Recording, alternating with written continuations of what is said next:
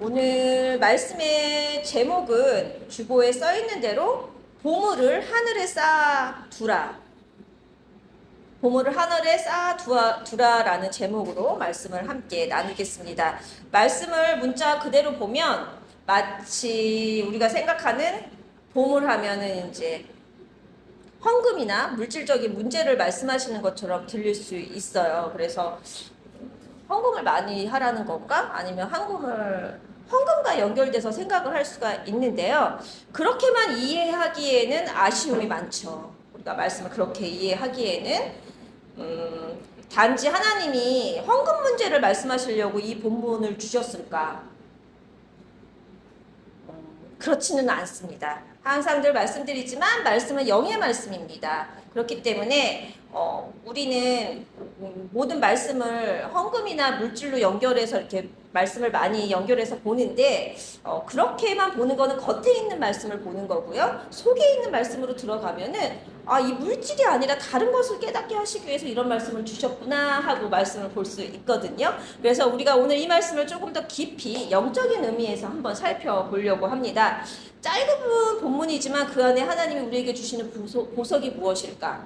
그 보석을 하나씩 캐내면서 하나님의 뜻을 발견하는 우리 모두가 되기를 소망합니다. 먼저 19절에서 예수님이 뭐라 그러셨냐면 땅에 보물을 쌓아두지 말라고 말씀하시면서 20절에서는 보물을 어디에다 쌓으라고 말씀하시냐면 하늘에다가 쌓아놓으라고 말씀을 하세요. 땅에 쌓아두지 말고 하늘에다가 쌓아두라고 말씀하세요. 그러면서 오늘 본문의 마지막 말씀으로 쭉 가보면 24절에서 이 땅과 하늘을 두 주인으로 비유하시면서 사람이 두 주인을 섬길 수 없다고 말씀하세요. 그렇게 말씀을 연결해 보면 예수님은 두 주인이 하나님과 재물이라고 분명히 설명을 하고 있거든요. 연결이 참 안 되는 구조죠. 그렇지만 이 서두와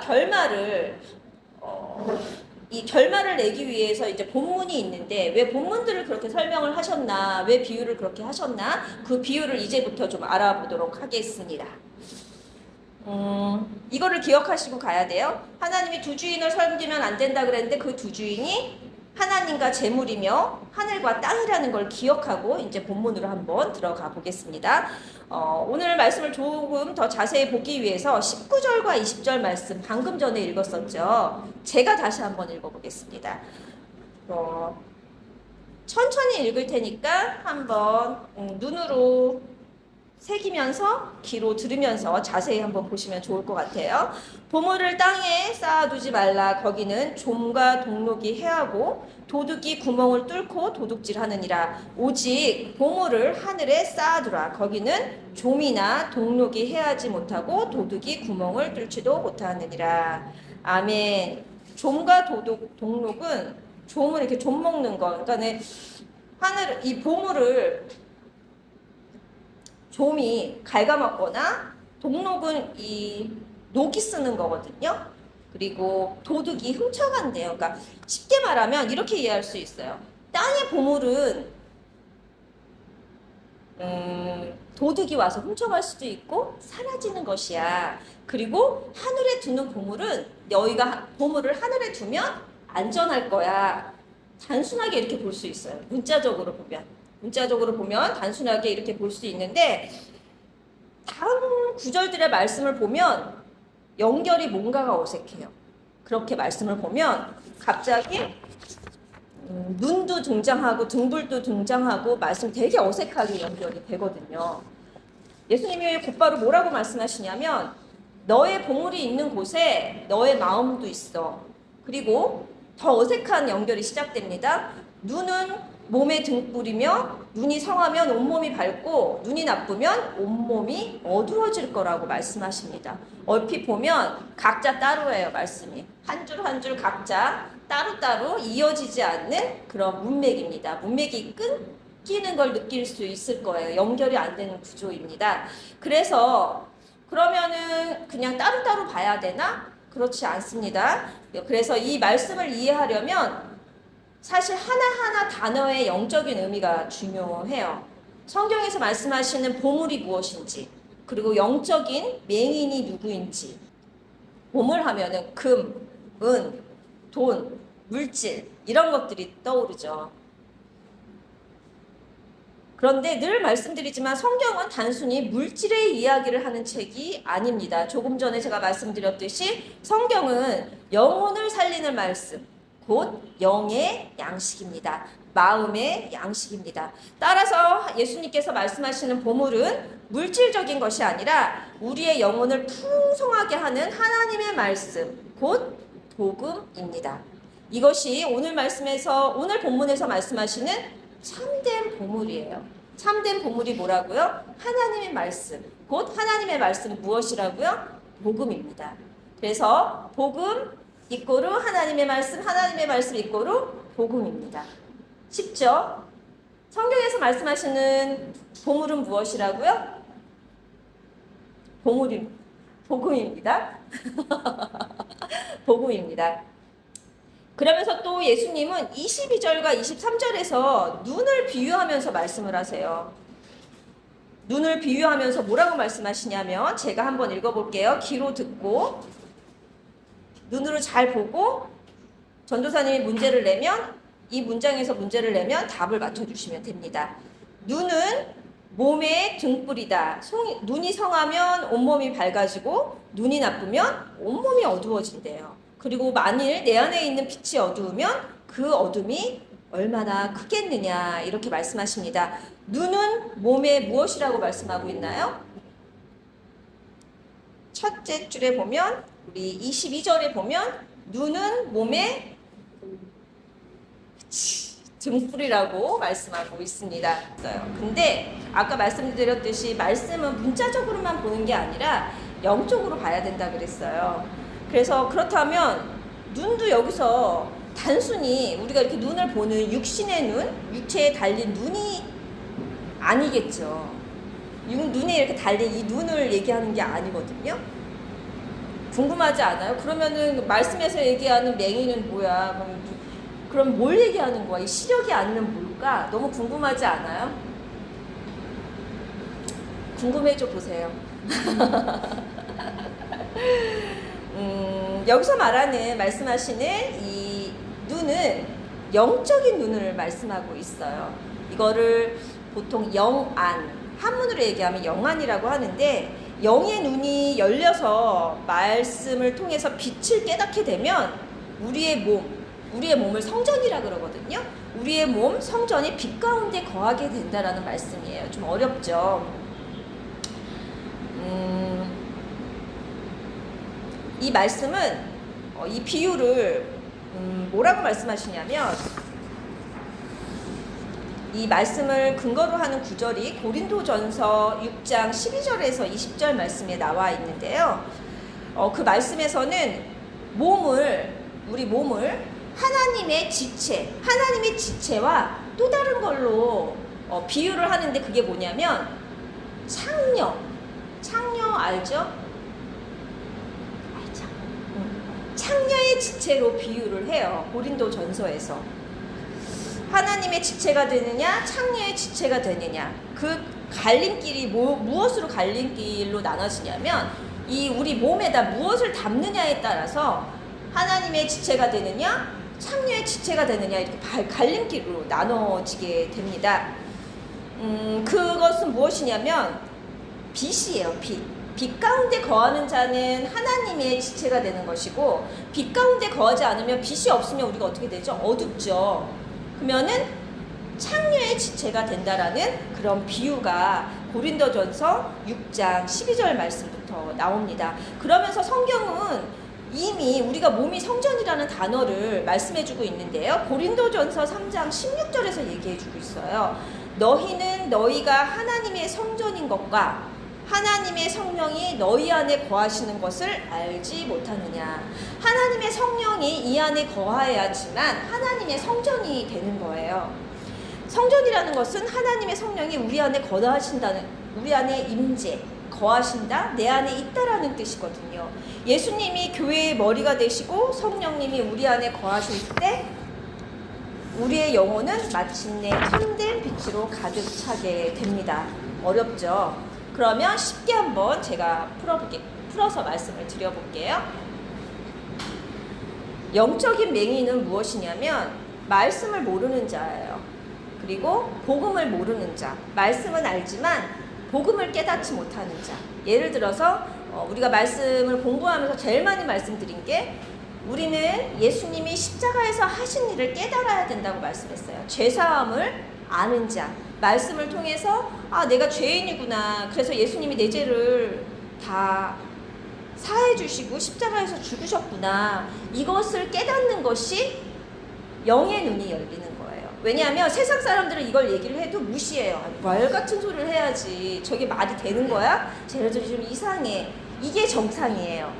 예수님을 믿는 게 비정상이에요. 그래서 우리는 조롱을 받고 사람들이 무시하는 거예요. 왜냐하면 상식적으로는 이해가 안 되는 말이기 때문에. 그래서 이거 자체를 믿는 것이 기적이고 하나님의 선물입니다.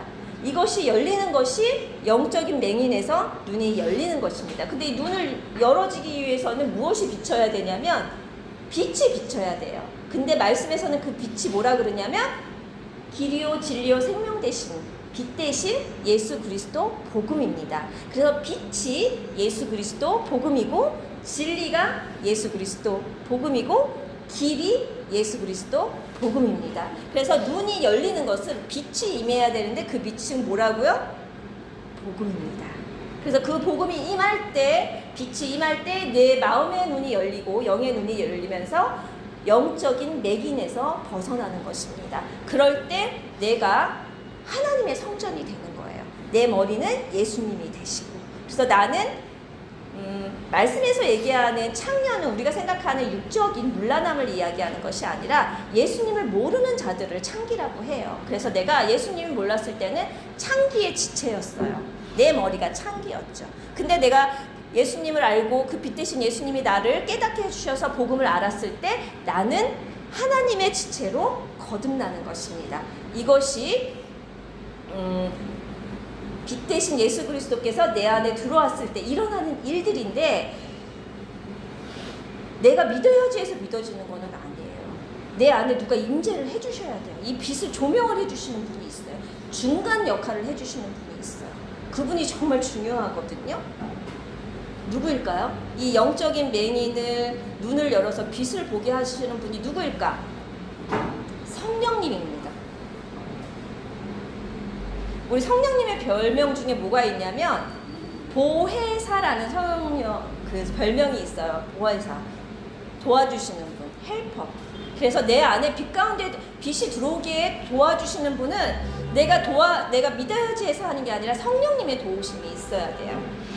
그렇다면 성령님이 우리 안에서 어떻게 역사하실까 궁금하지 않아요? 성령님이 도대체 우리 안에서 어떻게 역사하실까? 그 말씀을 오늘 짧게 한번 나눠보고 다음 주에 조금 더 깊게 나눠볼게요. 왜냐면 성령님이 되게 중요하거든요. 요한복음 16장 7절에서 13절을 보면 우리 옆에 보면 요한복음 16장부터 13절까지 말씀이 있는데 되게 중요한 말씀이에요. 그런데 다 읽기에는 너무 길고 13절 말씀을 누가 읽어볼까요? 13절 말씀. 한글 아는 사람? 서준이요? 알겠습니다. 우리 크게 한번 읽어보겠습니다. 13절 말씀.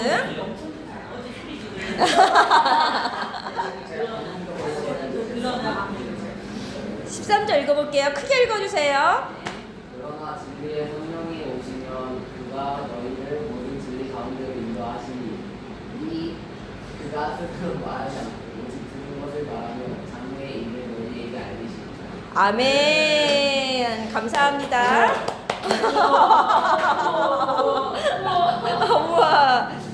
자, 이제 문제 나갈게요. 진리의 성령이 오시면 그가 너희를 모든 어디로 인도하신다고 말씀하고 있나요?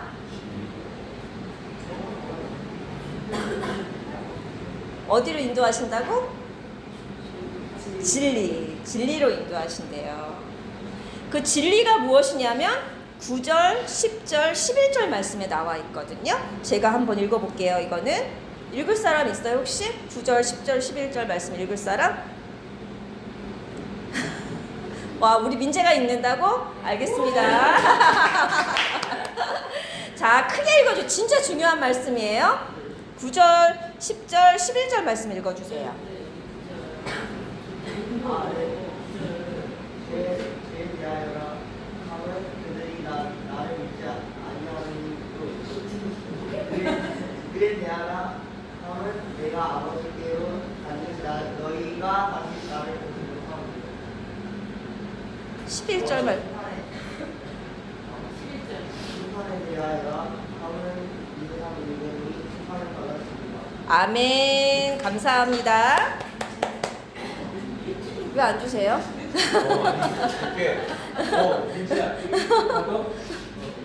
자, 9절 말씀이 진짜 중요해요. 죄에 대하여라 함은 그들이 나를 믿지 아니하며. 누구예요, 나가? 이거 누가 하신 말씀이지? 요한복음이니까. 우선은 예수님이 지금 하신 말씀이야. 그래서 나가 누가 될까? 그치. 예수님이 뭐라 그러셨냐면 죄란 나를 믿지 않는 게 죄라고 말씀하셔. 우리가 생각하는 잘못된 일, 도덕을 안 지키는 일이 아니라 여기서 죄는 뭐라 그러면 이거 영적인 죄라 그러거든. 예수님을 믿지 않는 것이 죄래. 우리가 죄인은 우리가 어딜 간다 그랬지? 그치. 그럼 예수님을 믿지 않는 자들은 어딜 가겠지? 고마워. 예수님이 성경에서 말씀하시는 죄인은 예수님을 믿지 않는 사람들이 죄인이야.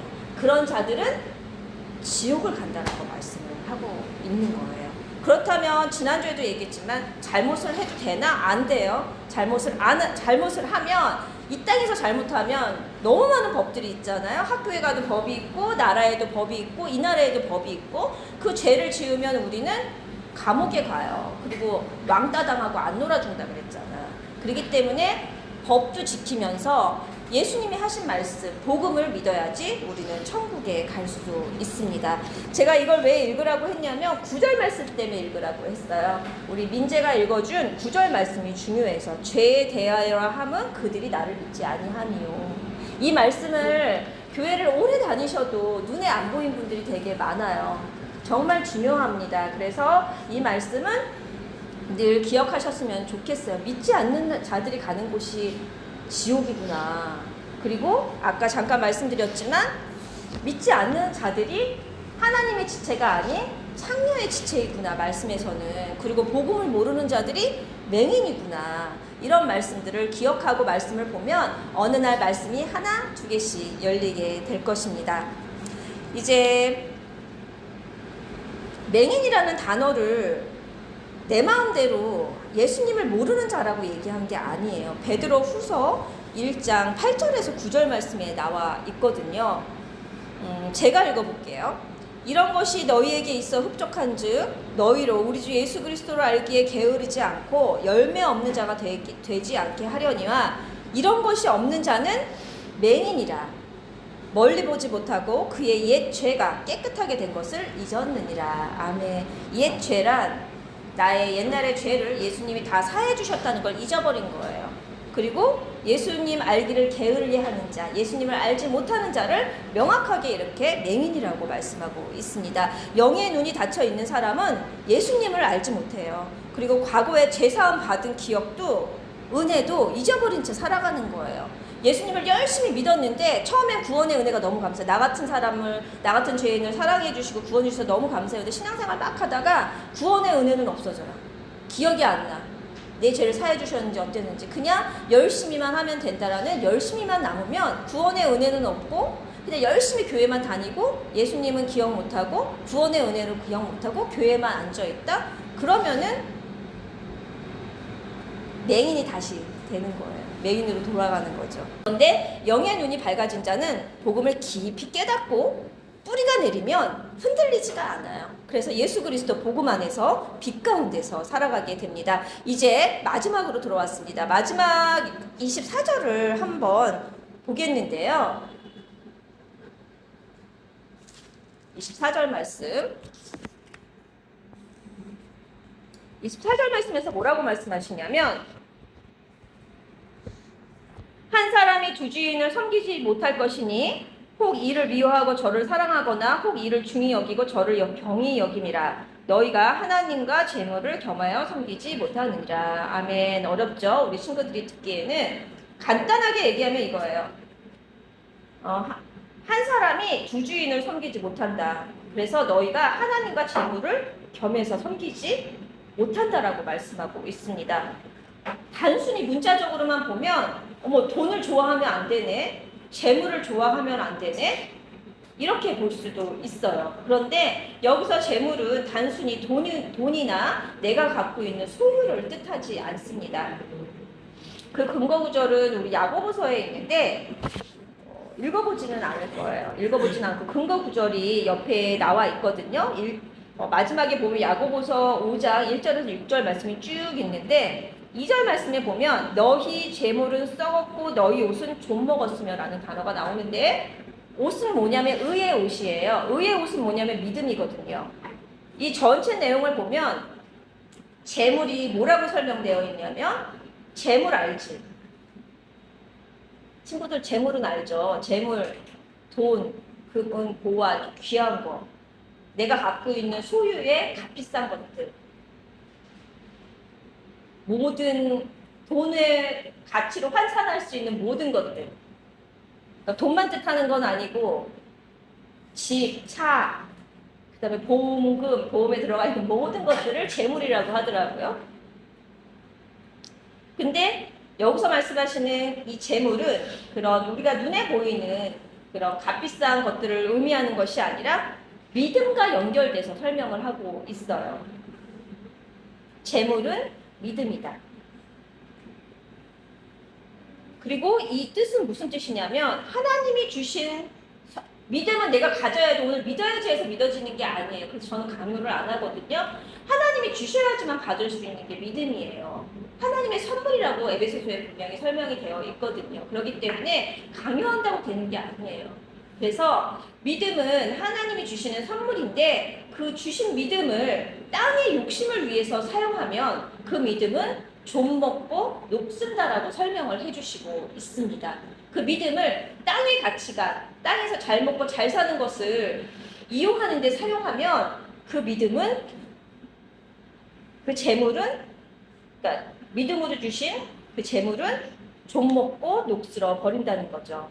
그러므로 하나님과 재물을 겸하여 섬길 수 없다는 말씀을 믿음을 땅의 가치관에 두지 말라는 말씀입니다. 이게 오늘 주제예요. 믿음을 땅의 가치관으로 두지 말라. 다시 말해서 쉽게 얘기하면 이거예요. 하나님을 수단으로 삼아서 잘 먹고 잘 살려는 신앙을 경계해라. 우선순위를 잘 두라는 얘기예요. 근데 이 말씀을 준비하면서 저는 좀 어려웠습니다. 왜냐하면 사실 우리는 우리 자신을 잘 몰라요. 겉으로는 하나님을 섬기는 것처럼 하나님 한 분이면 됩니다 하면서 말씀도 고백하고 행동을 하는 것처럼 보입니다. 그렇지만 마음 깊은 곳에는 여전히 우리는 세상의 욕망이 자리 잡고 있어요. 저도 마찬가지입니다. 버릴 수가 없어요. 이 땅에서는. 우리는 그걸 갖고 살아가는 거거든요. 근데 하나님은 자꾸 우리한테 구원의 은혜를 감사하는 순결한 마음, 순결한 믿음을 지켜내라고 하세요. 지킬 수가 없습니다. 그래서 우리한테 누가 필요하냐면 우리를 도우시는 성령님이 필요합니다. 그리고 또 그렇기 때문에 하나님이 우리한테 무엇을 주셨냐면 말씀을 주셨습니다. 그 말씀이 거울이 돼서 우리의 내면을 비춰보라고 이 말씀이 돋보기가 돼서 다른 사람을 정죄하라고 주신 게 아니라 내 마음, 내 심령을 비춰보라고 말씀을 주신 거예요. 그래서 제가 오늘은 우리 여러분들한테 이렇게 사십시오라고 쉽게 말하지는 못할 것 같습니다. 그리고 되도록이면 저는 이 자리에서 이렇게 살아라 명령은 못할 것 같습니다. 왜냐하면 저도 인간이고 이 땅 여기서 내려가면 똑같은 인간이고 저도 허물이 많고 세상에 정욕, 안목 이런 것들이 많이 보이고 그러한 것들을 버리고 살아가는 게 쉽지는 않은 것 같아요. 그래서 저는 그렇게 말하면 제 양심이 너무 찔립니다. 그래서 제가 말씀드릴 수 있는 오늘의 권면은 이거예요. 우리 함께 하늘나라 가치관을 갖고 믿음으로 살아가 봅시다. 그리고 성령님께 도우심을 구하고 성령님께 의지하면서 인도하심과 보호하심을 따라갑시다. 이것이 저의 오늘의 권면입니다. 오늘도 이번 주도 성령 충만으로 승리하는 한 주가 되시기를 주님의 이름으로 축복합니다. 아멘.